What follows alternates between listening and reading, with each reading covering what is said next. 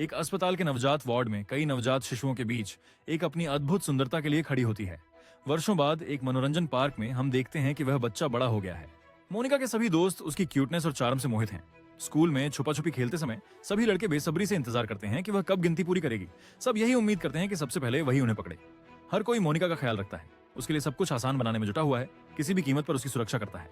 समय बीतता है और मोनिका बड़ी हो जाती है। एक दिन हम उसे अपने शयन कक्ष में जागते हुए देखते हैं और मोना अब एक युवा महिला में बदल गई है। वह हाई स्कूल भागती है और सड़क पर हर कोई खूबसूरत लड़की की प्रशंसा करने के लिए रुक जाता है। स्कूल में हर कोई उससे गर्मजोशी से मिलता है, उससे बात करने के लिए उत्साहित होता है, सिवाय मेडाका के, जो बस एक विनम्र अभिवादन के साथ जवाब देता है। मोना सोचती है कि वही क्यों है जो उसे इतने ठंडे अंदाज में अभिवादन करता है। हर दिन वह बातचीत शुरू करने की कोशिश करती है, पूछती है कि वह 2 सप्ताह पहले स्थानांतरित होने के बाद अपने नए स्कूल में कैसे एडजस्ट कर रहा है। मेडाका तुरंत उसकी बकबक से नाराज हो जाता है जब वह उसे स्कूल का दौरा फिर से दिखाने की पेशकश करती है। सभी लड़के ईर्ष्या से देखते हैं जब मोना उसे फिर से अपने साथ समय बिताने का निमंत्रण देती है। मेडाका मोना से कहता है कि वह उसे इतना करीब आना बंद करे क्योंकि उसे आसपास के लोगों की ईर्ष्यालु निगाहें महसूस होती हैं। मोना उसके बगल में डेस्क पर बैठती है, सोचते हुए कि यह कैसे संभव है कि कोई लड़का उसकी परवाह नहीं करता। उसका अहंकार आहत महसूस करता है। वह देखती है कि मेडाका अपने फोन को देख रहा है और उसे बिल्ली के बच्चे की तस्वीरों की एक झलक मिलती है। मोना सोचती है कि उसने आखिरकार एक तरीका खोज लिया है जिससे वह उसे कैसे देखता है वो बदल सकता है। वह पूछती है कि क्या उसे बिल्लियां पसंद है और एक बिल्ली का बच्चा बनकर अपने हाथों और बाहों को संवाते हुए प्यारे से मिमिक्री करती है। कक्षा में हर कोई मोना की प्यारी होने की तारीफ करता है, लेकिन उसके लिए केवल मेडाका की प्रतिक्रिया ही मायने रखती है। वह उसे नाराजगी से देखता है और उसे कहता है कि उसे परेशान न करे। कक्षा में सभी लोग अविश्वास में उसे घूरते हैं, इस बात से नाराज कि उसने उस आकर्षक लड़की के साथ कैसा व्यवहार किया। मोना को विश्वास नहीं हो रहा है कि वह उससे इतना कुछ करने के बावजूद सबसे छोटी प्रतिक्रिया भी हासिल नहीं कर पाई। जब तक मेडाका ऐसा लगता है कि वह उससे कुछ पूछना चाहता है। मोना उत्साहित हो जाती है और उत्सुकता से पूछती है कि उसे क्या चाहिए। फिर मेडाका उसे कहते हैं कि जब तक यह बिल्कुल जरूरी ना हो उससे बात न करें। मोना यह सुनकर हैरान रह जाती है। उसे याद आता है कि हर कोई बचपन से ही उसकी प्रशंसा करता रहा है। घबराकर मोना भाग जाती है, ये सोचते हुए कि मेडाका अभी तक उसके लिए क्यों नहीं गिरा। वह एक नई योजना बनाती है, एक पोस्टर लटकाने के लिए सीढ़ी पर चढ़ जाती है जब वह चलता है, ये जानते हुए कि कोई भी आदमी उसके लंबे सुंदर पैरों को देखने से खुद को रोक नहीं सकता। मेडाका गुजरता है, उसकी मंशा को नोटिस करता है और जब उसे एहसास होता है तो वह उसकी हरकतों से परेशान हुए बिना नहीं रह सकता। योजना ए के विफल होने का एहसास होने पर वह योजना बी पर आगे बढ़ती है। सीढ़ी से इस तरह गिरती है कि मासूमियत और प्यारे तरीके से उसकी अंडरवियर दिखाई देती है। कई लड़के उसकी मदद करने के लिए दौड़ते हैं, लेकिन मेडाका बस उसे निराशा और क्रिंज के साथ देखता है। मोनिका यकीन नहीं कर पा रही थी कि यह भी काम नहीं किया, जिससे उसके पास अपने अंतिम उपाय का उपयोग करने के अलावा कोई विकल्प नहीं बचा।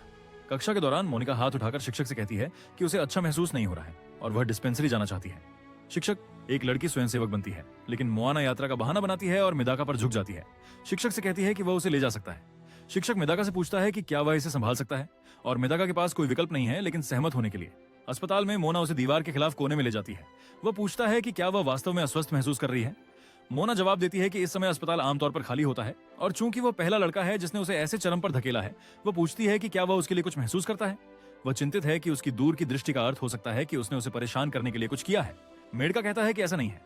उसकी पहली सहानुभूति को देखकर मोना सोचती है कि उसने आखिरकार उसे पकड़ लिया है, लेकिन मेडका की अभिव्यक्ति जल्दी से परिचित झुंझलाहट की ओर वापस लौटती है जिसे वह अच्छी तरह से जानती है।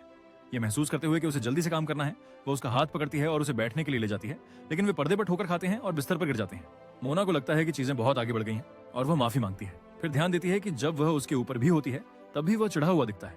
मोना को यकीन नहीं होता कि उसके आकर्षण काम नहीं कर रहे हैं, इसलिए वह अपनी शर्ट के बटन खोलती है और कहती है कि यह एक दुर्घटना थी। जानती है कि वह कुछ ज्यादा ही कर गई है। वह उम्मीद करती है कि इससे वह उसे जीत सकेगी।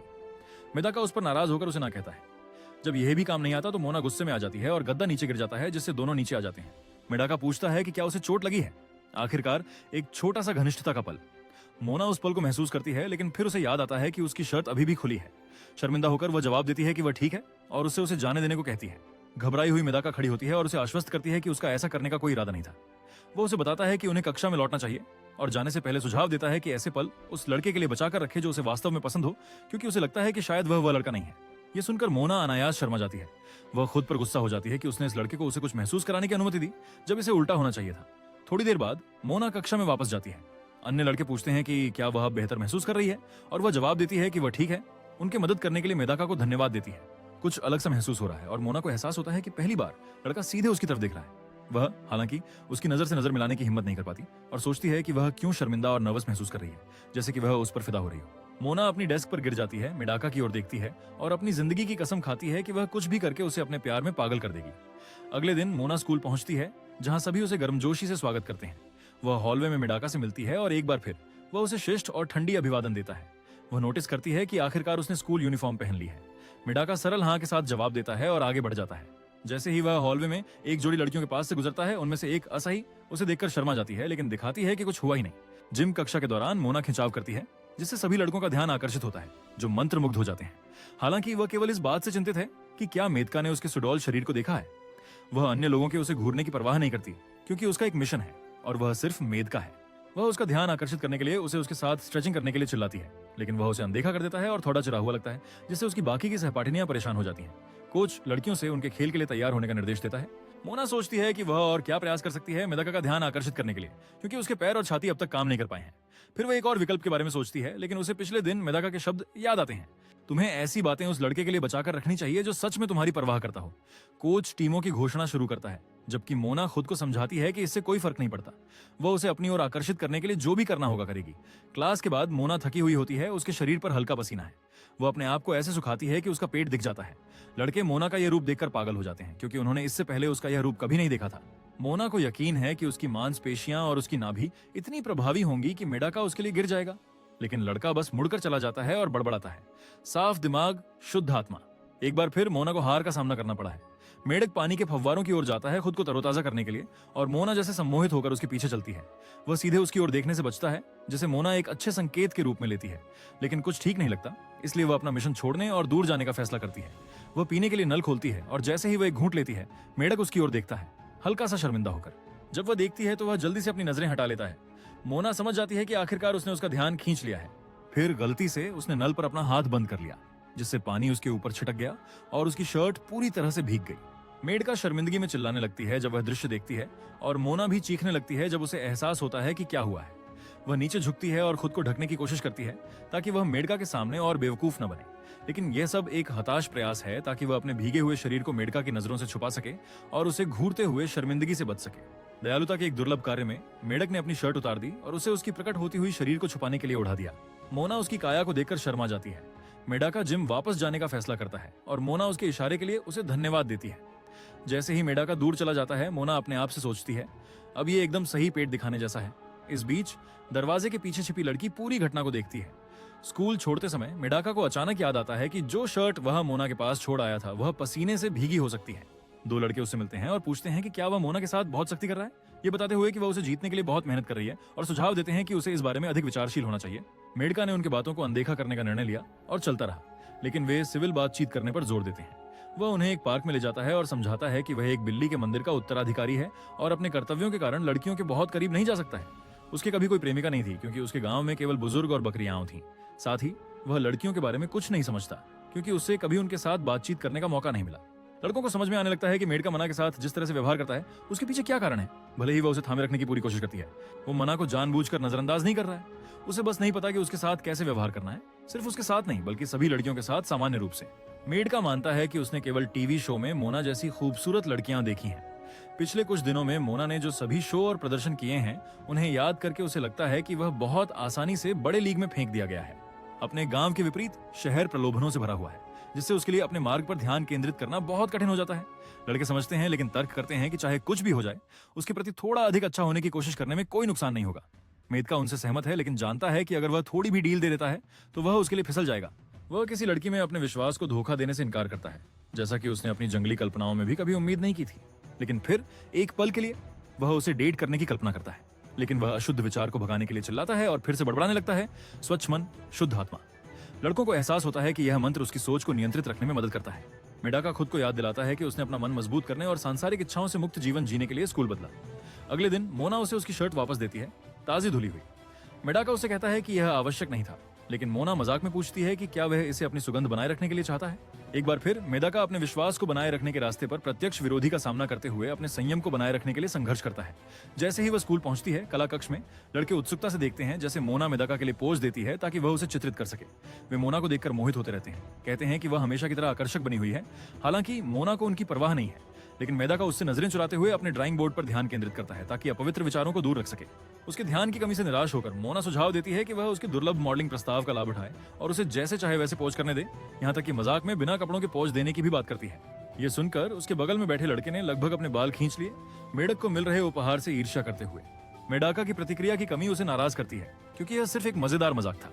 लेकिन मेडाका उसे एक विशेष घृणा के साथ देखना जारी रखती है, उसके अच्छे मूड की परवाह नहीं करती। दूसरी ओर पहले के लड़के जो उसके पास खड़े होते हैं उसकी तारीफ करते हैं और कहते हैं कि वह वास्तव में बहुत मजेदार है, आत्मविश्वासी। मोना अपनी और मेदाका की उसकी कला परियोजना के प्रति उदासीनता खत्म करने की योजना बनाती है, प्रत्येक को चित्रित करते हुए। अन्य, वह उसे जीतने के लिए एक बेशर्म योजना बनाती है। मोना मेडाका के दिल को धड़काने के लिए लुभावने पोज ढूंढती है। उसे याद है जब वह गीली हो गई थी और उसने अपना ध्यान नहीं हटा पाया था, तब उसने एकदम सही पोज निकाला था।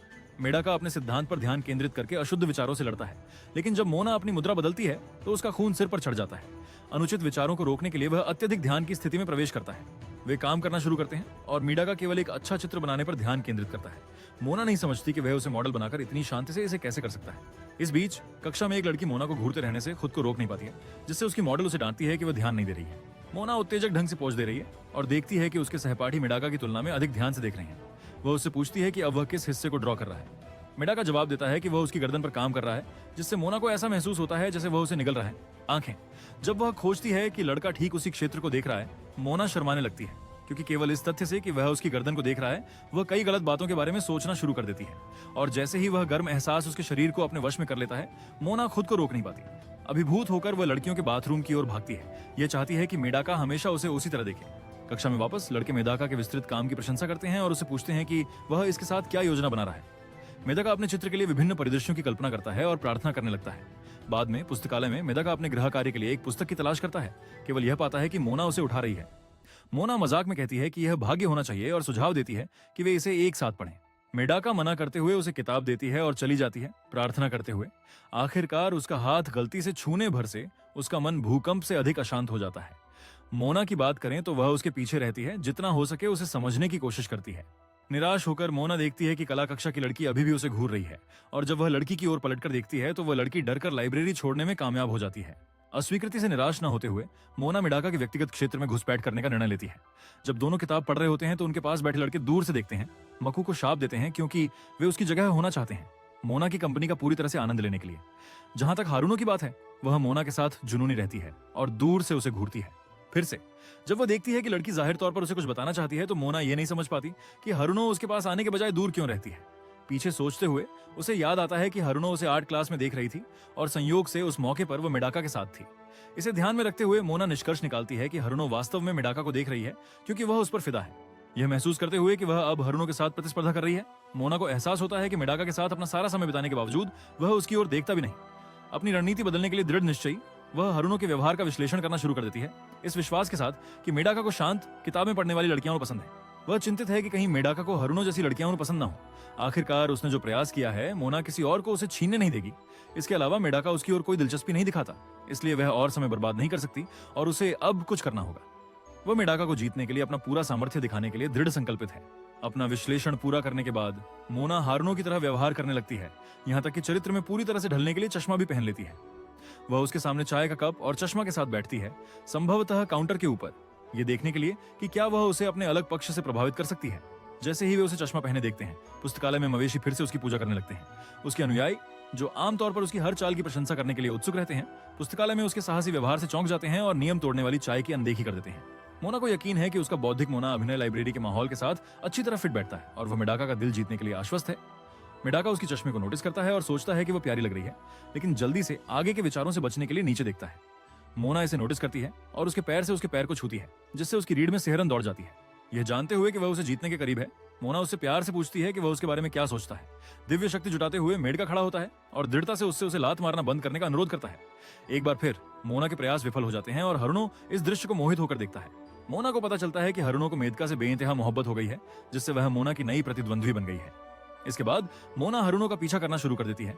जहां भी वह जाती है, उसका व्यवहार बेहतर समझने के इरादे से। वह जल्दी ही समझ जाती है कि हारुनो बहुत मददगार है। वह स्कूल के पौधों को पानी देती है और ब्लैक बोर्ड साफ करती है बिना किसी के कहे। ये देखकर कि हारुनो वास्तव में एक अच्छी लड़की है, मोना ने उसे थोड़ी देर और पीछा करने का फैसला किया, ये जानने के लिए कि उसमें कुछ खामियां हैं। तभी वह सुनिश्चित हो पाएगी कि हारुनो के पास मेडाका का दिल जीतने का कोई मौका नहीं है। लॉकर रूम में मोना हारुनो की खूबियों को नजरअंदाज करती है और उसके दोषों पर ध्यान केंद्रित करती है, ताकि यह साबित हो सके कि वह मेडाका को नहीं जीत सकती। हालांकि जब मोना ने हारुनो को बदलते हुए देखा और उसके अच्छे खासे शरीर पर ध्यान दिया, तो उसे एहसास हुआ कि वह एक मजबूत प्रतियोगी से निपट रही है। इस बीच अन्य लड़कियां हारुनो के शरीर की तारीफ करने लगीं, अपनी ईर्ष्या व्यक्त करते हुए। हारुनो बदले में शर्मिंदा हो गई, एक असामान्य स्तर की विनम्रता प्रदर्शित करते हुए, एक और गुण जिसकी मोना को कमी महसूस होती है। किसी और समय पर मोना खुद से कहती है कि हारुनो उससे कहीं ज्यादा अच्छी और प्यारी लड़की है, चूंकि मेदाका भी रिजर्व है, उसे चिंता होती है कि हारुनो को उस पर बढ़त हो सकती है। आखिरकार दोनों एक दूसरे के साथ ज्यादा मेल खाते हैं।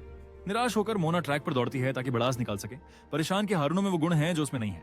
एक लड़का उसके पास आता है और उसे वह किताब देता है जो उसने मांगी थी। मोना उसे धन्यवाद देती है और कुछ स्त्री सुलभ स्नेह दिखाती है, जिससे लड़के का दिन खुशहाल हो जाता है। वह समझती है कि उसने कभी मेडाका से इस तरह बात नहीं की है, उसकी प्रशंसा की और स्नेह व्यक्त किया, इसलिए वह एक नई योजना बनाती है। मेडाका स्कूल की छत पर आराम कर रहा है, हवा का आनंद ले रहा है, तभी एक रूमाल उसकी ओर उड़ता है। वह इसे पकड़ लेता है और मोना उसे धन्यवाद देने के लिए प्रकट होती है कि उसने उसका रूमाल वापस ला दिया। वह उसे इतनी गहराई से प्रभावित करने की योजना बनाती है कि उसे पता भी नहीं चलेगा कि वह उसके प्यार में गिर चुका है। मोना दावा करती है कि वह भी वहां आराम करने जाती है और उसे उसका पसंदीदा रूमाल पकड़ने के लिए फिर से धन्यवाद देती है, ये उल्लेख करते हुए कि वह हमेशा कितनी मददगार है। वह उसे बताने की कोशिश करती है कि उसे वो पसंद है, लेकिन शब्द बाहर नहीं आते। कुछ ही क्षण पहले इसे आसानी से कहने के बाद वह शब्दों को बाहर निकालने में संघर्ष करती है।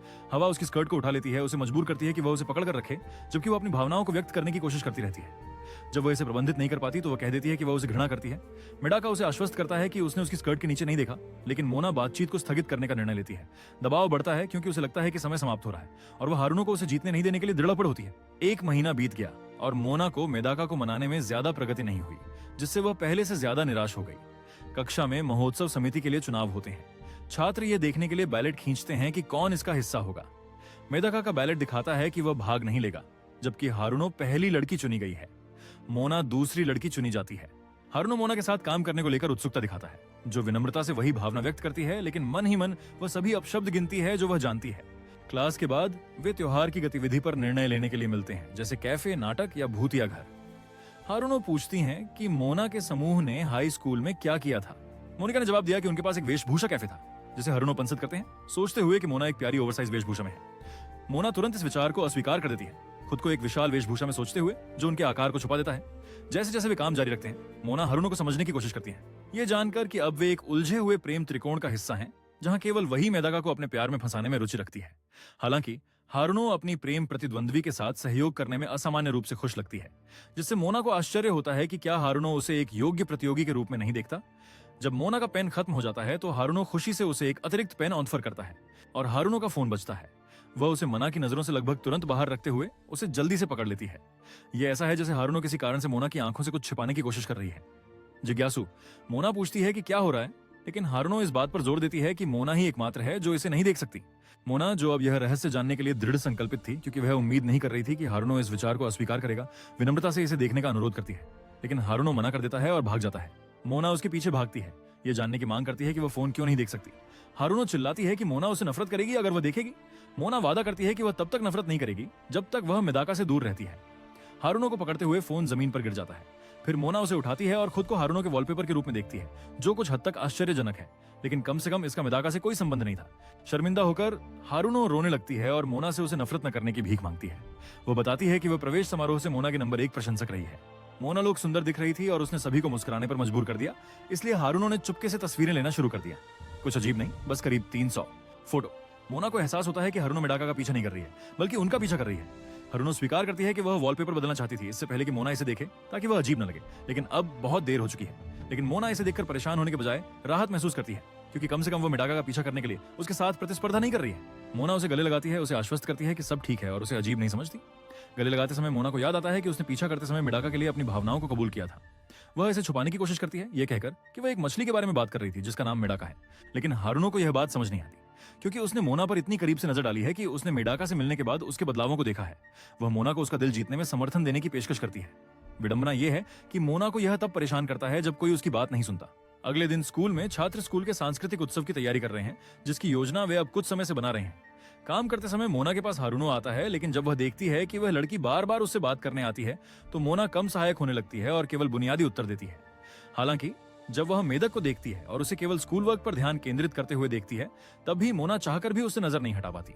यह महसूस करते हुए मोना मेडाका में काफी रुचि रखती है।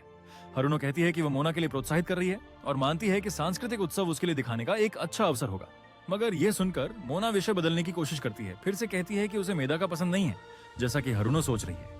इसमें उसे फिर से वह पल याद आता है जब उसने हारुनो से मेदाका से हाथ हटाने को कहा था और महसूस किया कि इससे लड़की को उसके बारे में पूरी तरह से गलत धारणा हो गई थी। आखिरकार मोना का एकमात्र लक्ष्य बस उसे अपने प्यार में पागल करना है, लेकिन ऐसा लगता है कि उसे इसके बाद होने वाली किसी भी चीज के बारे में पता नहीं है। कक्षा के बाद मोना हारुनो के साथ कुछ कपड़े देखने जाती है। जब वे पहनने के लिए कपड़े चुनते हैं, हारुनो अपनी स्कूल के सांस्कृतिक महोत्सव के इर्द गिर्द घूमने वाली एक किंवदंती पर टिप्पणी करती है। ये भाग्य के संदेश के बारे में है, जिसे प्रेम का पुल भी कहा जाता है। इसे सुनकर मोना भ्रमित हो जाती है और फिर हारुनो उसे खिड़की पर बुलाती है और उसे एक विशेष पुल दिखाती है। वह फिर कहती है कि अगर एक जुड़ा स्कूल त्योहार के दौरान उस पुल पर हाथ पकड़ता है तो वे हमेशा एक दूसरे के प्यार में रहेंगे।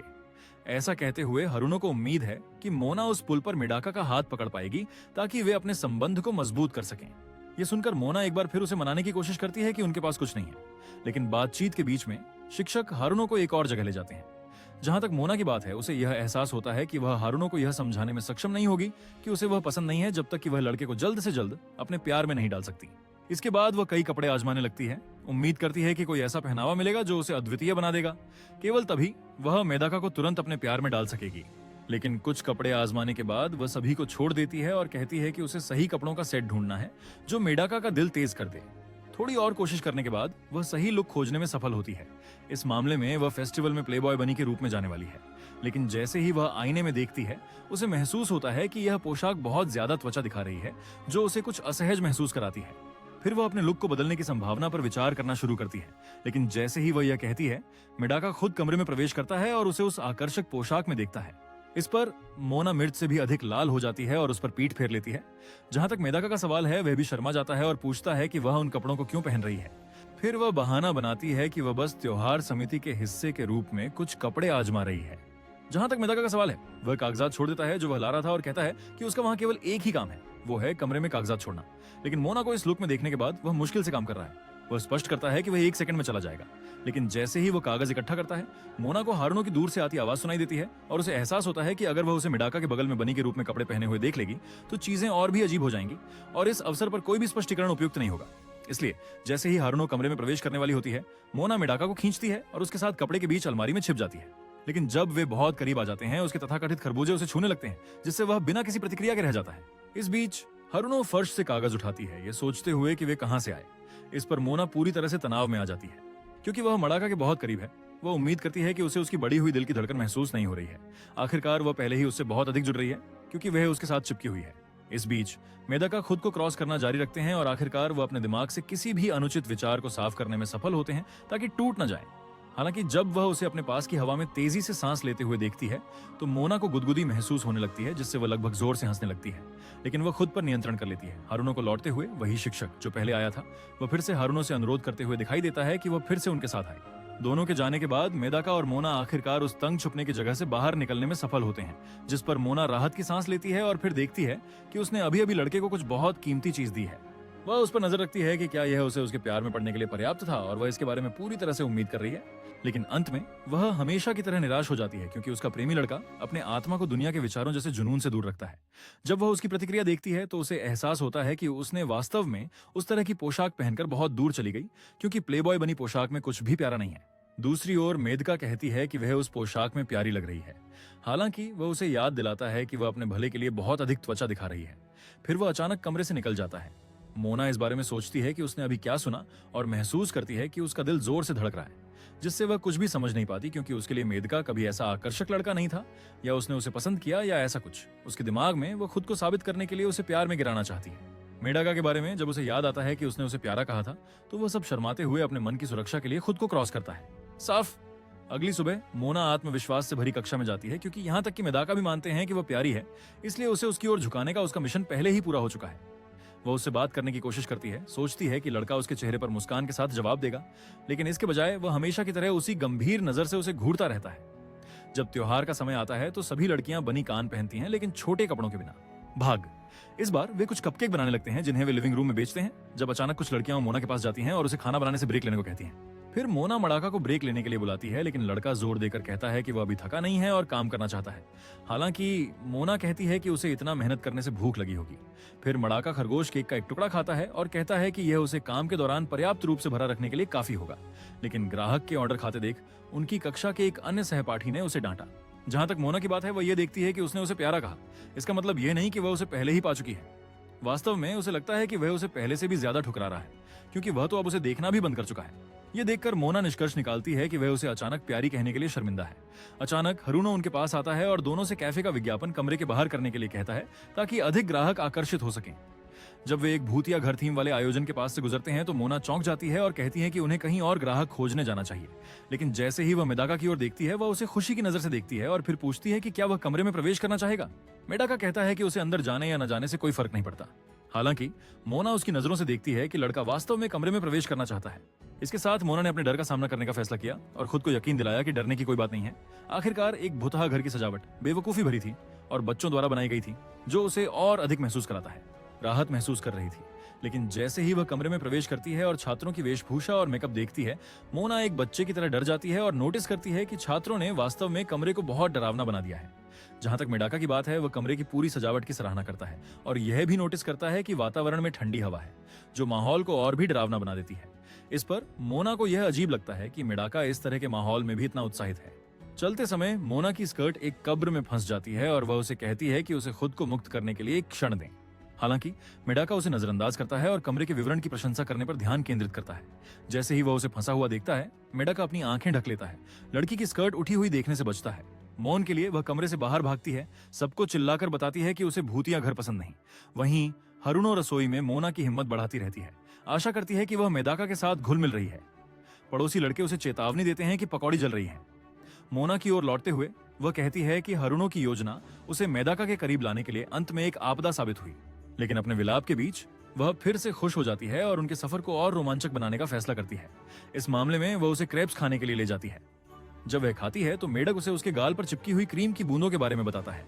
इस समय का फायदा उठाते हुए मोना उसे और भड़काने की कोशिश करती है और लड़के से उसकी क्रीम साफ करने के लिए कहती है। इस बीच एक पक्षी उनके पास से उड़ता है और उसकी क्रेप चुरा लेता है। जहां तक मेडाका का सवाल है, उसने देखा कि इससे उसे फायदा हुआ क्योंकि इससे वह अपनी पहले की मांग को भूल गई। आगे बढ़ते हुए वे एक साथ एक शो देखने का फैसला करते हैं। हालांकि चूंकि मोना शो नहीं देख सकती है, वह मेडका से उसे अपने कंधों पर उठाने के लिए कहती है। लेकिन जैसे ही वह आदमी अपना चेहरा घुमाता है, वह देखती है कि वह मेडका नहीं है। जैसे ही वे दूसरी घटना की ओर बढ़ते हैं, वे कुछ गुब्बारे पकड़ लेते हैं ताकि उनके साथ सांचे बना सकें। हालांकि मोना का गुब्बारा फट जाता है, जबकि मेडका का गुब्बारा सुरक्षित रहता है। इस पर वह देखती है कि उसे जीतने की उसकी सारी योजनाएं अब पानी में बह रही हैं। फिर वह निराश होती है, ये सोचने की कोशिश करती है कि उसे और क्या पसंद आ सकता है। लेकिन जब वह घड़ी की तरफ देखती है तो उसे पता चलता है कि सांस्कृतिक उत्सव खत्म होने वाला है। इस मामले में उसके पास मेडाका को जीतने के लिए केवल 1 घंटा और है। जब वह तथाकथित प्रेम का पुल पार करती है तो मोना को याद आता है कि हारुनो ने उसे क्या बताया था कि हर जोड़ा जो हाथ में हाथ डालकर गुजरता है, वह हमेशा के लिए एक दूसरे से प्यार करने के लिए नियत होता है। इस बीच लड़कों में से एक खरगोश का केक जला देता है और उसे ठीक करने के लिए बेताब हो जाता है। गड़बड़। दूसरी ओर साय के चेहरे पर उदासी की अभिव्यक्ति है और वह क्लब वापस जाने का निर्णय लेती है क्योंकि उसे उन लड़कों से मिलना है जिन्हें वह कार्यक्रम के दौरान याद कर रही थी। अन्य जोड़ों को प्यार के पुल पर देखते हुए मोना को आश्चर्य होता है कि वे सभी पहले से ही प्यार में हैं, जबकि वे हाथ पकड़ने में व्यस्त हैं। अचानक मेडाका और मोना के बगल में एक अजीब जोड़ा सोचने लगता है कि मोना के बगल में वह लड़का कौन है। लेकिन थोड़ी और सोचने के बाद वह निष्कर्ष निकालता है कि मेडाका मोना का प्रेमी है, क्योंकि यही एकमात्र तरीका है यह समझाने का कि वे प्यार के पुल पर क्यों हैं। जैसे ही मोना ये सुनती है, उसे याद आता है जब हारुनो ने कहा था कि वह मेडाका में रुचि रखती है, हालांकि उसने इसे कभी भी नहीं माना था। फिर मोना को एहसास होता है कि वह अंततः सभी अन्य छात्रों को वही धारणा दे देगी। मेडाका के बारे में वह सुझाव देता है कि वे कक्षा में वापस जाएं, लेकिन इसके बजाय मोना ने वहीं पर उनके कैफे का प्रचार करने का निर्णय लिया, क्योंकि इस तरह वे जोड़ों को कैफे में ले जा सकेंगे और खुद को भेस में रख सकेंगे। मोना मेडाका को ब्रिज ऑफ लव के ऑपरेशन के बारे में समझाती है और फिर उसे उकसाने के लिए उसका हाथ छूती है। इस पर मेडाका बिना डरे हुए अकेले कमरे में वापस जाने का फैसला करता है, क्योंकि उसके प्रस्ताव को मानने का कोई इरादा नहीं है। लेकिन इससे पहले कि वह वहां से जा सके, मोना जानबूझकर फर्श पर गिर जाती है और उससे उठने में मदद करने के लिए कहती है। आखिरकार इस तरह वे अनजाने में एक दूसरे का हाथ थाम लेते हैं। हालांकि मेडाका बिना मोना को अपना हाथ दिए उसे उसकी बाहों के नीचे से पकड़कर उठता है और इस तरह खुद को ब्रिज ऑफ लव की कहानी से बचाता है। लेकिन मोना को एहसास होता है कि वह चाहे कुछ भी हो, मेडाका से गहराई से प्यार करने लगी है और इस उल्टी हालत में भी मोना उसे फिर से पुल पर ले जाने के लिए उसके पीछे दौड़ने का फैसला करती है। वह फिर कहती है कि उनके लिए कमरे में वापस जाना अभी जल्दी है, इसलिए वह सुझाव देती है कि वे वापस पुल पर जाएं। अचानक उनकी कक्षा की 2 लड़कियां उनसे कैफे वापस जाने के लिए कहती हैं। आखिरकार दी ब्रिज ऑफ लव के जोड़े वहां भीड़ कर रहे हैं, जो उनके लिए संभालना बहुत मुश्किल है। फिर ये महसूस करते हुए कि वह मेडका को वापस पाने का मौका खोने वाली है, वह लड़कियों को बहकाने की कोशिश करती है और कहीं और जाने के लिए कोई बहाना बना देती है। लेकिन लड़कियां जोर देती हैं कि उन्हें वापस जाना चाहिए। आखिरकार सांस्कृतिक महोत्सव के अंत तक पहुंचते पहुंचते मोना को एहसास होता है कि वह मेडाका को ब्रिज ऑफ लव तक ले जाने का मौका चूक गई, इसलिए वह इसे किसी और दिन के लिए छोड़ देने का निर्णय लेती है और घर लौट जाती है। मोना के चेहरे पर दुखी भाव देखकर हारुनो देखती हैं कि वह मेडका के साथ कुछ भी ठीक नहीं कर सकी, इसलिए हारुनो फिर से उसकी मदद करने का फैसला करती है। समिति के आदेश पर मेडका और मोना को एक साथ डेस्क ले जाने के लिए भेजती है। जब वे काम कर रहे होते हैं, मोना अपनी नजरें जमीन पर रखती है क्योंकि उसे ऐसा नहीं लगता कि उसके पास मेदाका में निवेश जारी रखने की ऊर्जा है, भले ही हरुनो ने उसे एक और मौका दिया। मेडाका को पूरी चुप्पी में देखकर मोना शर्मिंदगी महसूस करने लगती है और फिर वह उसे पूछने के सरल विषय पर वापस चली जाती है कि क्या उसे सांस्कृतिक त्योहार के दौरान मजा आया। जब मेडाका चुप रहता है तो मोना देखती है कि उसने एक बहुत ही अप्रासंगिक सवाल पूछा है, क्योंकि उसे लगता है कि उसने उस घटना में जो भी अच्छा अनुभव हो सकता था उसे बर्बाद कर दिया। आखिरकार उसने जो कुछ भी करने की कोशिश की वह बहुत गलत। जब उसे अपनी इस आखिरी योजना की याद आती है, जब उसने उसका हाथ पकड़ने की कोशिश की, मोना उदास हो जाती है जब वह देखती है कि यह भी काम नहीं आया। अचानक वह एक बॉक्स से टकरा जाती है जो उसकी ओर गिरने लगता है, लेकिन मेदाका समय पर बॉक्स को देख लेता है और उसे बचा लेता है। लेकिन इस प्रक्रिया में वह उसका हाथ पकड़ लेता है। संयोग से वे ठीक प्रेम पुल के क्षेत्र में हैं। जैसे ही उसे एहसास होता है कि उसने लड़की का हाथ पकड़ लिया है, मेदाका डर जाता है, लेकिन उसे याद आता है कि त्योहार पहले ही खत्म हो चुका है, इसलिए यह कहानी अब नहीं गिनी जाती। ये जानते हुए भी कि वह सही है, मोना वैसे ही शर्मा जाती है, जिससे उसे समझ नहीं आता कि क्या हो रहा है। जब मेढक ने गिरे हुए बक्सों को ठीक करना शुरू किया तो उसने अंततः उस सवाल का जवाब दिया जो उसने उससे पिछली बार पूछा था, ये कहते हुए कि उस दिन उसे बहुत मजा आया। आखिरकार ये पहली बार है जब उसने इस तरह के कार्यक्रम में भाग लिया और उनमें से ज्यादातर चीजें की। खैर, अगले दिन स्कूल जाते समय हरुनो ने बहुत से लोगों को हाथ मिलाते देखा और नोट किया कि जोड़ों का प्यार वास्तव में सांस्कृतिक महोत्सव के बाद बढ़ गया, जो हरुनो के लिए इस बात का प्रमाण है कि इस कार्यक्रम से जुड़ी किंवदंती वास्तविक है। मोन के लिए वह अपनी दोस्त की तरह ही सोचती है और यह जानकर हैरान होती है कि लव ब्रिज वास्तव में काम करता है। बातचीत के दौरान हरुनो मोना से पूछती है कि लव ब्रिज पर मेडाका के साथ उसका अनुभव कैसा रहा। हालांकि मोना बस विषय बदल देती है। आखिरकार उसके पास कहने के लिए ज्यादा कुछ नहीं है। वह कहती है कि मौसम बहुत अच्छा है। अचानक जब मेडाका उनके पास से गुजरते हैं तो मोना का दिल बहुत तेजी से धड़कने लगता है और जैसे ही वह उसकी ओर देखता है, मोना स्वचालित रूप से छिप जाती है। लेकिन पिछली रात उसने उस पर जो अग्रिम प्रयास किए थे उन्हें याद करके मोना साहस जुटाती है और उसे नमस्ते कहती है। फिर वह उसके और बाकी दोस्तों के साथ कक्षा में जाती है। तभी लड़कों में से एक सुझाव देता है कि वे कक्षा के बाद साथ में बॉलिंग के लिए जाएं, जो कि एक दिन पहले हुए सांस्कृतिक महोत्सव के समापन का जश्न मनाने का एक तरीका है।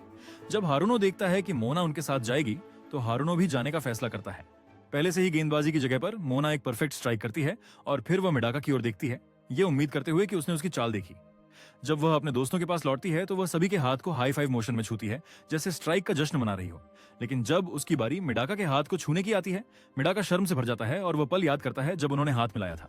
हाथ मोना को भी याद आता है और वह कहकर इसे छुपा लेती है कि उसकी जूतों की लेस टूट गई है और लगभग तुरंत ही जूतों की लेस बदलने के लिए भाग जाती है। मोना के साथ इस बातचीत के बाद मेडाका को लगता है कि उसका दिल तेजी से धड़कने लगा है। आखिरकार उसने कभी किसी लड़की का हाथ नहीं पकड़ा है, क्योंकि वह कभी इतनी लड़कियों के साथ नहीं रहा है। इस दौरान वह खुद को उसकी हाथ छूने की कल्पना करने लगता है। जब उसे एहसास होता है कि वह उसके हाथों को छूना चाहता था, मेडाका जल्द ही अपने विचारों को फिर से साफ करता है, ये कहते हुए कि उसने अपने मन को हमेशा जितना संभव हो उतना शुद्ध रखने के लिए एक सह शिक्षा स्कूल में दाखिला लिया। जैसे ही मोना लौटती है, वह उसके बगल में बैठने के लिए कहती है। वह उसे सोडा पीते हुए सुन रही है। वह कहती है कि उसे प्यास लगी है और एक घूंट लेने के लिए कहती है। इस पर मेडाका को याद आता है कि उसने पहले ही अपने मुंह से बोतल। ये सुनकर मोना तनावग्रस्त हो जाती है, लेकिन अपने मन को नियंत्रित करने की कोशिश करती है। खुद से कहती है कि इसमें कुछ भी गलत नहीं है। जैसे ही वह बोतल के पास अपना मुंह लाती है, मेडाका उसे और अधिक तनावग्रस्त होकर घूरता है। आखिरकार मोना ने सोडा पिया और कहा कि उन्होंने अभी अभी एक अप्रत्यक्ष चुंबन साझा किया है, लड़के को उकसाने की कोशिश में। ऐसा करने के बाद वह बोतल को वापस उसकी ओर घुमाती है और दिखाती है कि उसे कोई समस्या नहीं दिखती है। इसके बजाय मेडका उसी सख्त कड़े और सख्त पोकर चेहरे के साथ चली जाती है। कहती है कि वह अब सोडा नहीं पिएगी। वो चला जाता है और वो बाकी का खुद ही पी लेती है। लड़की पीछे रह जाती है उदास होकर।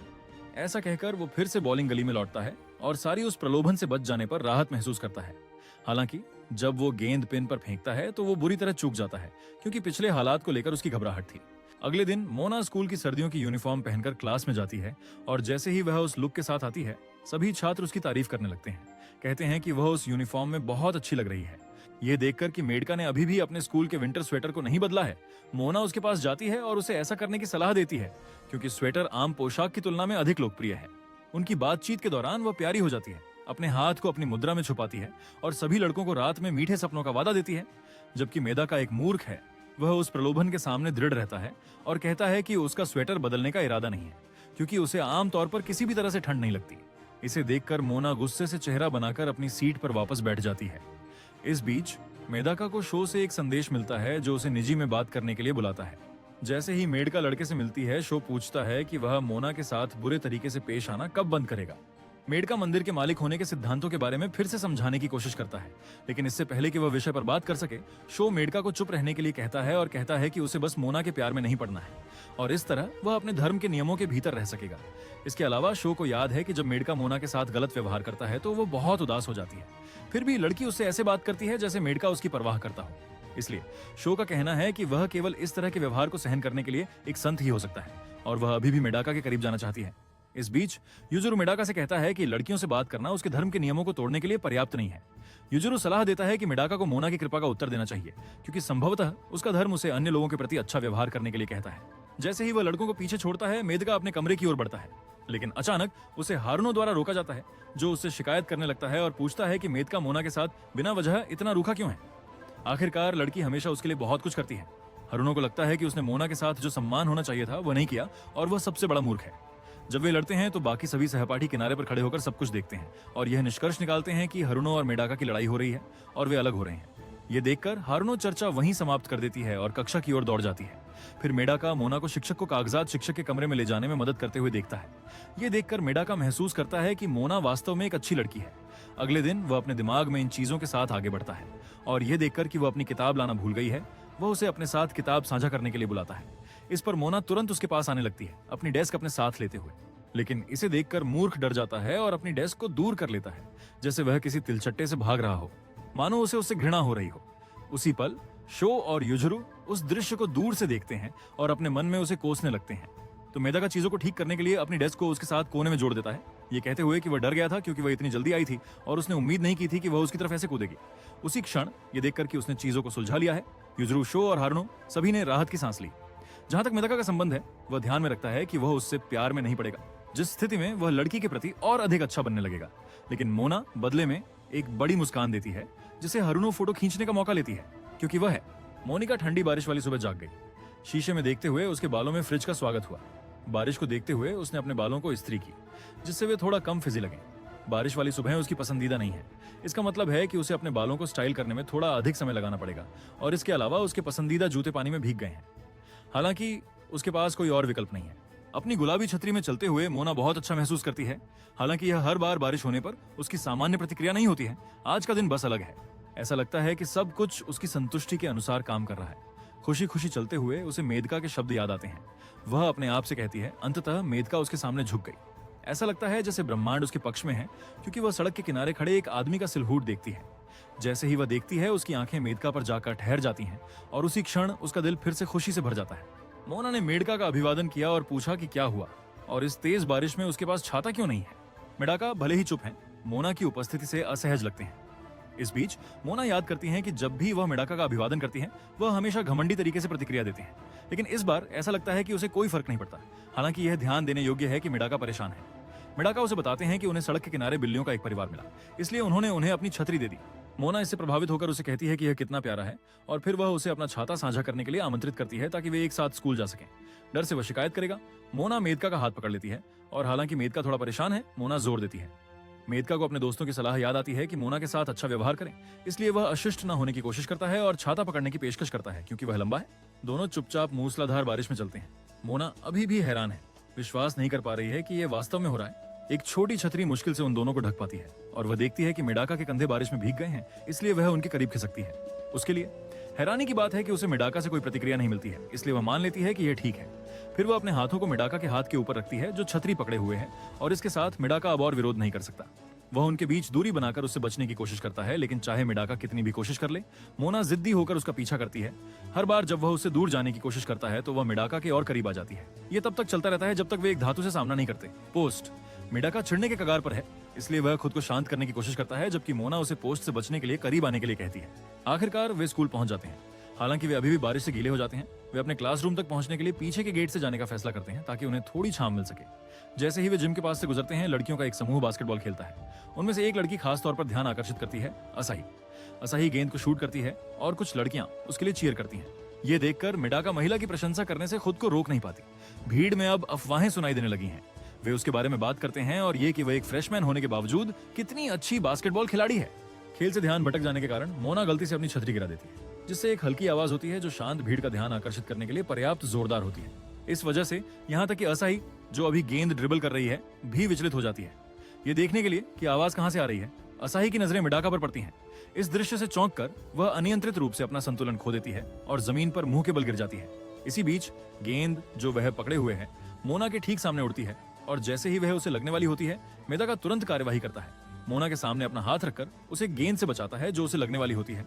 असाही का गिरना काफी दृश्य बनाता है। हालांकि वह तुरंत खड़ी हो जाती है और मोना से माफी मांगती है।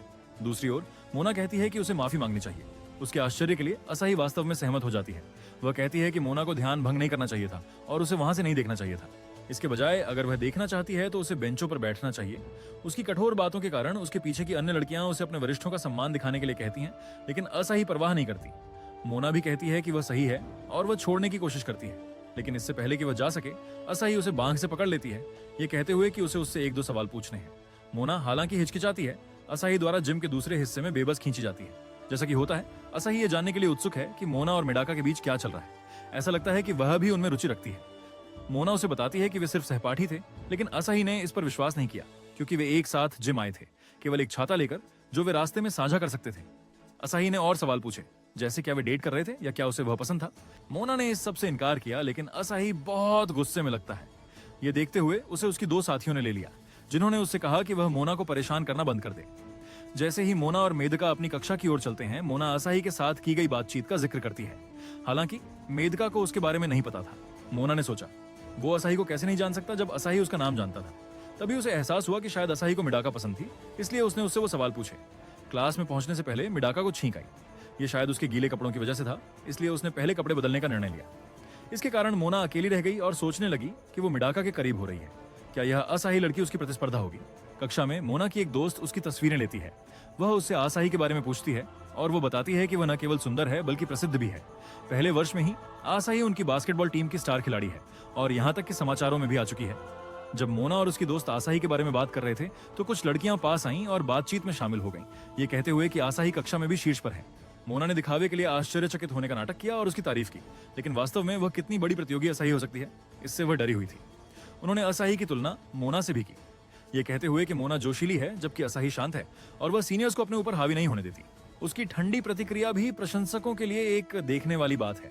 जैसे ही मोना ने उसके बारे में सोचना बंद किया, उसे एक अप्रत्याशित आगंतुक मिला। असाही दरवाजे पर उसके लिए खड़ी थी। वह कहने आई थी कि उनकी बातचीत अभी खत्म नहीं हुई है, लेकिन जब उसने देखा कि मेदाका मोना के ठीक पीछे खड़ी है तो वह हक्का बक्का रह गई। उसका चेहरा तुरंत लाल हो गया और उसकी ठंडी और घमंडी स्वभाव एक शर्मीली और कोमल लड़की में बदल गया। मेडका ने उसे पहले बास्केटबॉल से पहचाना और इसके कारण वह खुश हुई और भी ज्यादा शर्माई। उसके घुटने भी नरम हो गए और वह जमीन पर गिर गई। क्योंकि वह एक छोटी हल्की यूनिफॉर्म स्कर्ट पहने हुई थी, उसकी पैंटी दिखाई दे रही थी। मोना इससे चौंक कर उस पर चिल्लाए बिना नहीं रह सकी। उसके बाद ही उसे एहसास हुआ कि उसकी अंडरवियर दिख रही थी। इस बीच मेदाका अपने दूसरे दोस्त के साथ इसे न देखने के लिए मुड़ गया। दृश्य संकोच में उसने भागने का फैसला किया, लेकिन ऐसा करने से पहले उसने मोना से कहा कि वह हार नहीं मानेगी। क्या उसने अभी युद्ध की घोषणा की? मोना ने अपने आप से सोचा। अगले दिन बारिश अभी भी तेज हो रही है और मोना असाही के शब्दों के बारे में सोचना नहीं रोक पा रही है। ये पहली बार था जब किसी ने उसके खिलाफ युद्ध की घोषणा की थी। मोना गहरे विचार में थी। उसने दरवाजे पर खड़ी एक लड़की पर ध्यान दिया। असाही? वह फिर से उसका इंतजार कर रही है। असाही उसे ठंडी निगाहों से देख रही थी। जब किसी ने उसके पीछे छींक दी तो वह असाही के पीछे खड़ा मेडाका था। उसने उससे कहा कि अगर वह किसी के लिए वहां है तो वह उसे बुला सकता है। फिर से असाही लाल हो जाता है। वह मेडाका का सामना करते समय एक भी शुभ प्रभात नहीं कह सका। इसे नजरअंदाज न करते हुए मोना दरवाजे से दौड़ते हुए आई। असाही और मेडाका दोनों का अभिवादन किया। मोना मेडका को पहले ही कमरे के अंदर जाने के लिए आमंत्रित करती है क्योंकि होम रूम शुरू होने वाला है। इसके साथ मेडका असाही से भी वापस जाने के लिए कहता है। उनकी आश्चर्य की बात है, असाही फिर से चेरी लाल हो जाता है, इससे पहले कि वह एक रोबोट की तरह चलने लगे। कक्षा के अंदर मोना ने मेडाका के बारे में असाही को फुसफुसाते हुए सुना। इसका मतलब है कि उसने भी उसके दिमाग पर छाप छोड़ी है। वह तुरंत गुस्सा हो गई। जब वह प्रगति कर रही थी तो असाही उसके रास्ते में आ गया। दूसरी ओर असाही अपनी दोस्त से बात कर रही है कि वह मेडाका की कितनी प्रशंसा करती है। उसकी दोस्त ने उसे बताया कि अगर मोना को मेडाका पसंद नहीं है तो यह उसका मौका है। हालांकि असाही को उसके आसपास रहते हुए बहुत घबराहट होती है। अचानक उसने सुना कि पीछे कुछ लड़के एक आकर्षक फोटो के बारे में बात कर रहे हैं। उसकी दोस्त कहती है कि ऐसे दृश्य उनके दिमाग पर एक छाप छोड़ जाते हैं। असाही बस ठंडे स्वभाव में सहमत हो जाती है। जिम क्लास में मोना और उसके सहपाठी बास्केटबॉल खेलने के लिए तैयार हैं। इस बार वह मेडाका के दिमाग में असाही की बास्केटबॉल लड़की की छवि को बदलने की योजना बनाती है। जब उसने पोनीटेल बनाई तो सभी उसकी ओर देखने लगे, ये सराहना करते हुए कि वह किसी भी हेयर स्टाइल में कितनी सुंदर लगती है। लड़के पहले खेलने वाले थे और मेडाका पहले प्रयास में ही मारा गया। वह बास्केटबॉल में बिल्कुल भी अच्छा नहीं था। इस बीच मोना अपनी योजना के साथ खेल में विजय पाने के लिए इतनी मेहनत कर रही थी, वह इतनी प्रतिस्पर्धी हो गई कि सभी ने उसे और भी अधिक सराहा। लड़कों के लिए आखिरी खेल में मेडका ने एक फ्री शॉट मिस कर दिया, इसलिए अंत में वे हार गए। जिम में सभी बाहर चले गए सिवाय मेडका के, जो अपनी हार स्वीकार नहीं कर सका। उसकी हैरानी के लिए मोना पीछे से बोलती है। वह उसे वहां देखकर चौंक गया। वह इतनी सुंदर और आकर्षक लग रही थी। वह उसे खेल में मदद करने की पेशकश करती है और यहाँ तक कि उसके लिए सफाई करने के लिए भी तैयार हो जाती है। इसके साथ मेढक खुद को शांत करते हैं। स्वच्छ मन स्वच्छ आत्मा, वे उसके शूटिंग फॉर्म का अभ्यास करने से शुरू करते हैं। मोना उसे पीछे से पकड़ रही है, जिससे वह वास्तव में असहज। जैसे ही वह उसे सिखाना जारी रखती है, असही आता है और उन्हें एक अजीब स्थिति में पकड़ लेता है। मोना बताती है कि वह उसे उसकी शूटिंग फॉर्म सिखा रही थी, लेकिन असही कहता है कि शायद उसे वह पसंद है क्योंकि वह उसके आसपास बहुत चिपकू रहती है। आसाही फिर मेदाका को भी कोचिंग देने का प्रस्ताव करता है। वह फर्श पर गिरती है और कहती है कि शूटिंग के लिए कोर ताकत अनिवार्य है। जैसा कि उसने निर्देश दिया, मेदाका भी उसके सामने प्लैंक करता है। अपनी स्थिति से वह आसाही की शर्त के अंदर का थोड़ा सा हिस्सा देख सकता था, जिससे वह लाल और असहज हो गया। उसकी प्रतिक्रिया देखकर मोना भी उसके साथ प्लैंक करने का फैसला करती है ताकि मेदाका का ध्यान केवल आसाही पर न जाए। मोना के पास स्पष्ट रूप से असाही से बड़ा छाती है। इसके साथ असाही ने पूछा कि क्या मेदाका को छोटे आकार पसंद नहीं है। ये मेदाका के लिए आखिरी बूंद थी। जैसे एक बम फटने का इंतजार कर रहा हो, आखिरकार उसे और सहन नहीं कर पाया। वह चिल्लाते हुए दूर रेंगता है, जिससे दोनों लड़कियां सदमे में रह जाती हैं। उसके बाद असाही को सीढ़ियों में देखा जा सकता था। अपने लाल चेहरे को ढकते हुए वह सोचती है कि उसने क्या किया, ये महसूस करते हुए कि उसने शायद सीमा पार कर दी है। जबकि मोना भारी बारिश में दौड़ रही थी, वही स्थिति का सामना करते हुए अपनी पहले की गई कार्रवाइयों पर भी पछतावा कर रही थी। कक्षा में हर वह चीज जिसके लिए मोना उत्सुक थी, अचानक गायब हो जाती है। मेदाका की खाली सीट देखकर वह बस आह भरती है। निराशा। उसके सहपाठी भी इसके बारे में बात कर रहे हैं। कह रहे हैं कि उसका कक्षाओं से अनुपस्थित रहना आदत नहीं है, इसलिए वह शायद कल की शारीरिक शिक्षा की वजह से बीमार है। क्लास। उन्होंने यह भी बताया कि उसने जिम में अपनी सारी चीजें छोड़ दी और भाग गया, तो दौड़ने की वजह से ही उसकी तबीयत खराब हुई होगी। उसके सहपाठियों ने यह भी उल्लेख किया कि यह कितना अजीब काम है। तो मोना ने कल हुई सभी घटनाओं को याद किया, कैसे उसने और असाही ने मेढक का ध्यान आकर्षित करने के लिए प्रतिस्पर्धा की थी। वह असाही से इतने साहसी होने की उम्मीद नहीं कर सकती थी। हालांकि वह उस पल को भी याद करती है जब उन्होंने एक ही छतरी साझा की थी। शायद यही कारण है कि वह बीमार हो गया। मोना अपनी सहपाठियों को बातें करते हुए सुनती है, जो कह रहे हैं कि उन्हें मेदाका से मिलने जाना चाहिए क्योंकि वह अकेला रहता है और उसके बीमार रहने के दौरान कुछ भी हो सकता है। दूसरी ओर असाही को यह भी पता चलता है कि मेडाका बीमार है। उसे लगता है कि यह उसकी गलती है, इसलिए उसकी दोस्त सुझाव देती है कि उसे उनसे मिलने जाना चाहिए। टूर्नामेंट समाप्त हो गया है, इसलिए प्रैक्टिस बंद है और उसके पास बहुत समय होना चाहिए। इसी दौरान कमरे की दूसरी ओर से कुछ लड़के इस बारे में बात कर रहे हैं कि एक लड़की अपनी कॉस्प्ले पोशाक में कितनी अच्छी दिख रही है। हालांकि इस बात से असाही सहमत नहीं है। उसकी दोस्त उसे बताती है कि यह लोगों को नए रूप में देखने का एक तरीका है। लड़के जो पहले मेडाका के बारे में बात कर रहे थे, उसे देखने का फैसला करते हैं। जब वे उसके घर जा रहे होते हैं तो वे पीछे से आने वाले व्यक्ति से बेखबर होते हैं। ये मोना है, जो अपने सनग्लासेस के साथ भेस में है। उन्हें मेडाका के घर का पता लगाने के लिए उनका पीछा कर रही है। घर पहुंचकर वह फैसला करती है कि जब तक वे दोनों बाहर नहीं जाते, वह छिपी रहेगी। हालांकि वह अपने सिर पर एक हाथ देखकर चौंक जाती है। असाई भी मोनाका के घर की तलाश में आता है, एक बार फिर मोना के साथ मुकाबला करने के लिए तैयार। मोना उसमें शिष्ट होने का नाटक करती है और पूछती है कि क्या वह आसपास रहती है, लेकिन असाही निर्भीकता से घोषणा करती है कि वह मेदाका के लिए वहां है क्योंकि उसने सुना है कि वह बीमार है। असाही यह भी स्पष्ट करती है कि चूंकि मोना और मेदाका डेटिंग नहीं कर रहे हैं, तो उसके लिए वहां उसका दौरा करने में कोई समस्या नहीं होनी चाहिए। मोना इससे परेशान है, लेकिन वह इसे छिपाने की पूरी कोशिश करती है। असाही उसे पूछता है कि अगर वह कहती है कि उसे वह पसंद नहीं है, तो वह उसके घर क्यों जा रही है। घर के अंदर मेडाका के दोस्त खुश हैं कि वह ठीक दिख रहा है, इसलिए उसकी जांच करने के बाद वे जल्दी से घर छोड़ देते हैं और तभी असाही और मोना अंदर आते हैं। वे दरवाजे की घंटी बजाते हैं और दरवाजा तुरंत मेडाका द्वारा खोला जाता है, जो पजामा में है और अपने मुंह को ढकने के लिए फेस मास्क पहन रखा है। वो पूछता है कि मोना ने उसका पता कहां से सीखा, लेकिन मोना जवाब देने से मना कर देती है। इस बीच असाही उसे ठंडे लेकिन शर्मीले स्वर में हल्का सा अभिवादन करता है। लड़कियां खुद ही अंदर आ जाती हैं, जबकि मेदाका घबराए हुए हैं क्योंकि उनके जीवन में कभी कोई लड़की नहीं थी, लेकिन अब उनके घर में 2 महिलाएं प्रवेश कर रही हैं। वह सोचता है कि क्या हो सकता है, क्योंकि उन्हें पता है कि वह अकेला रहता है। वह लगभग बेहोश हो जाता है, लेकिन वह खुद को संभाल लेता है। कहता है कि उसने सब कुछ संभाल लिया है और उसे किसी मदद की जरूरत नहीं है, इसलिए उन्हें जाना चाहिए। मोना एक साहसिक कदम उठाती है और मेडाका के करीब आती है। वह मेडाका का तापमान जांचने के लिए उसकी माथे से माथा मिलाती है। अब वे एक दूसरे के इतने करीब हैं और यह मेडाका को और भी अधिक घबरा देता है। यहाँ तक कि असाही भी इससे परेशान हो जाती है। वह उसकी उच्च तापमान को नोटिस करती है, इसलिए वह यह घोषणा करती है कि वह उसकी देखभाल करेगी जब तक वह ठीक नहीं हो जाता, जबकि असाही भी उसके ठीक पीछे आती है। ऐसा करने के लिए तैयार होती है। वही मेदाका के कमरे के अंदर जाते ही दोनों को तुरंत उसके स्थान के अंदर साबुन की खुशबू महसूस होती है। असाही उसे आराम करने और खुद को हाइड्रेट करने के लिए कहती है, उसे बैग पकड़ाते हुए जिसमें सामान भरा हुआ है, जो वह उसके लिए लाई है। दोनों अपनी पूरी कोशिश करते हैं कि मेडाका को प्रभावित कर सकें। मोना उसके लिए खिचड़ी बनाती है, जबकि असाही उसके लिए सेब को प्यारे आकारों में काटता है। हालांकि असाही को एक फल काटने में परेशानी हो रही है, इसलिए मोना सुझाव देती है कि उसे पहले इसे करना सीखना चाहिए।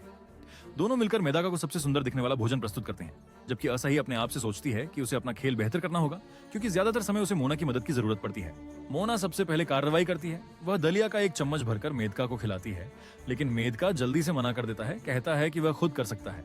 आसाही इसे नहीं मानती और मेदका के माथे पर ठंडी पट्टी लगाने का प्रस्ताव देती है, जिसे मोना भी अनुसरण करती है, जब तक कि मेदका का चेहरा पैच से भर नहीं जाता। मेडाका को नहीं पता कि क्या करना है, जबकि दोनों प्रतियोगिता को और भी अधिक बढ़ा देते हैं। जब मेडाका अपने चेहरे से ठंडा करने वाले पैड्स को हटा रहा है, मोना उसके पास एक प्राथमिक चिकित्सा किट और एक सेक्सी नर्स पोशाक में आती है, जो इतनी शरीर से चिपकी हुई है कि उसके वक्र बाहर आ जाते हैं। मोना उसके प्रति चुलबुले अंदाज में ध्यान देती है, यहाँ तक कि उसके सीने के बीच से थर्मामीटर निकालकर मेडाका के सामने घुटने टेक कर उसे पूरा दृश्य दिखाने देती है। लेकिन जब वह उसका तापमान जांचने ही वाली होती है, तभी असाही एक समान पोशाक के साथ आता है। मोना तुरंत नोटिस करती है कि यह वही अतिरिक्त पोशाक है जो उसने लाई थी। असाही मेदाका के पास बैठता है और अपने स्टेथोस्कोप से उसकी जांच करता है। इस समय मोना गुस्से से उबल रही है, न केवल इसलिए कि वह मेढक का ध्यान चुरा रही है, बल्कि इसलिए भी कि उसने उसका अतिरिक्त परिधान चुरा लिया। कुछ समय बाद मेढक अंततः सो जाती है और दोनों अपनी प्रतियोगिता के साथ आराम कर सकते हैं। वे दोनों बातचीत करना शुरू करते हैं, लेकिन मेढक हल्की सी आवाज में भी जाग जाती है, इसलिए वे रसोई में जाने का निर्णय लेते हैं। मोना आसाही को बताती है कि वह अब मेदाका के सामने उतनी शर्मीली नहीं है। आसाही कहती है कि वह अभी भी इससे उबर नहीं पाई है, लेकिन जब कोई प्रतियोगिता होती है तो यह अलग होता है। मोना पूछती है कि वह इतनी मेहनत क्यों कर रही है, और आसाही इस तथ्य से इनकार नहीं करती कि इसका कारण यह है कि वह उसे पसंद करती है। फिर भी मोना यह मानने से इनकार करती है कि यह उसका एकमात्र कारण है। आखिरकार वह स्कूल की रानी मधुमक्खी है, इसलिए वह एक कठिन प्रतियोगी है। वह मोना के खिलाफ इस तरह नहीं जाएगी अगर वह उसे सिर्फ पसंद करती है। आसाही जवाब देती है कि वह उसे गहराई से पसंद करती है, जैसे हाथ पकड़ना या यहाँ तक कि चुंबन लेना। वह फिर अपनी समझ में आती है और महसूस करती है कि उसे मोना से इस बारे में बात नहीं करनी चाहिए, इसलिए वह दरवाजे की ओर दौड़ती है और पेय खरीदने के लिए स्वेच्छा से जाती है। अकेले छोड़े जाने पर मोना सोते हुए मेडाका के पास बैठ जाती है, जो असाही ने उसे बताया था उसे याद करती है। उसे ये देखने में बहुत प्रभावित होता है कि लोग प्यार के लिए क्या कर सकते हैं। उसके आश्चर्य के लिए मेडाका अचानक जाग जाता है और सीधे बैठ जाता है। वह उसकी ओर देखता है और वह उससे पूछती है कि वह कैसा महसूस करता है, लेकिन वह जवाब नहीं देता। वो बस उसे कसकर गले लगा लेता है और उसकी आंखें चौड़ी हो जाती हैं क्योंकि झटका। दूसरी ओर असाही सड़क पर चल रही है कुछ पेय खरीदने के लिए। उसे याद है जब उसने पहली बार मेदाका को देखा था, तब वो पहले नजर के प्यार में विश्वास नहीं करती थी। उसे नहीं पता था कि ऐसा हो सकता है, लेकिन जब वह सबसे खूबसूरत लड़के से टकराई जिसे उसने कभी देखा है, तो उसके पेट में तितलियां महसूस हुई। जब उसने असाही की गिराई हुई चीजें उठाई तो उसे तुरंत पता चल गया कि वह प्यार में है। घर के अंदर मेदाका और मोना अभी भी गले लग रहे हैं, लेकिन मोना को एहसास होता है कि मेदाका अभी भी है, सो रहा है। वो बातें करता है, हालांकि उसकी आंखें बंद हैं, और वो किसी जिसे तामा कहा जाता है उसके बारे में बात कर रहा है। ये मोना को चौंका देता है, इसलिए वो मेडाका को उसके बिस्तर पर लेटा देती है। उसके चेहरे को देखते हुए उसकी नजर मेदाका के होंठों पर पड़ती है। असाही के शब्द उसके मन में गूंजते हैं। असाही मेदाका को चूमना चाहता है। वह सोते हुए मेदाका के करीब झुकती है। उसका चेहरा उसके चेहरे के करीब और करीब आता जा रहा है, लेकिन वह अपने होश में वापस आ जाती है। ये एक अशोभनीय काम है। ठीक समय पर पहुंचते हुए असाही अंदर आती है और इस दृश्य को देखती है। वह मोना पर उसका बिस्तर पकड़े जाने का आरोप लगाती है, जबकि वह बाहर थी, लेकिन मेदाका उनसे चुप रहने को कहता है, इसलिए वे बाहर बात करने जाते हैं। असाही गुस्से में है क्योंकि वह फिर से मोना पर मेदाका के प्यार में होने का आरोप लगाती है, भले ही वह इसे 1000 बार नकार चुकी हो। वह इस बात की ओर इशारा करती है कि वह पहले कितनी प्यार में दिख रही थी जब वह मेदाका की ओर देख रही थी। असाही की आवाज तेज और क्रोधित हो जाती है, इसलिए मोना इसे अब और छिपा नहीं सकती। वह उसे बताती है कि वह बस चाहती है कि वह उसके प्यार में पड़ जाए, लेकिन क्योंकि वह ऐसा करने से इनकार करता है। अब असाही को समझ में आता है, क्योंकि मोना कैंपस की सबसे खूबसूरत चीज है। हर कोई उसके प्यार में पड़ रहा है, लेकिन मेदाका अलग है। वह उसके प्यार में नहीं पड़ना चाहता, इसलिए वह उसे मनाने की पूरी कोशिश कर रही है। हालांकि असाही के मन में अभी भी थोड़ा संदेह है। वह दिखती है जैसे वह उससे प्यार करती है। उसे एहसास होता है कि यह संभव हो सकता है कि मोना ने अभी तक अपने मेदाका के लिए भावनाओं को नहीं समझा है। यह सब इसी तरह से शुरू होता है जैसे कि उसके लिए उसकी भावनाएं शुरू हुई थी। फिर वह कुछ देर रुकती है और सोचती है, फिर दरवाजे का हैंडल पकड़ती है और मोना से अंदर आने को कहती है, और कहती है कि उन्हें तब छोड़ना चाहिए जब मेडका बेहतर महसूस करे। वह यह भी कहती है कि उसने जो कहा उसके बारे में वह किसी को कुछ नहीं बताएगी, इसलिए अब वे बराबर हैं। रात गिरती है और मेदाका अपनी नींद से जागती है। वह अपने टेबल पर एक दलिया और एक कटा हुआ सेब पाती है, जिसके साथ मोना और असाही दोनों की ओर से एक नोट है। अगले दिन मोना बोर हो रही है। वह चुपचाप कामना करती है कि मेडाका उस दिन स्कूल आएंगे।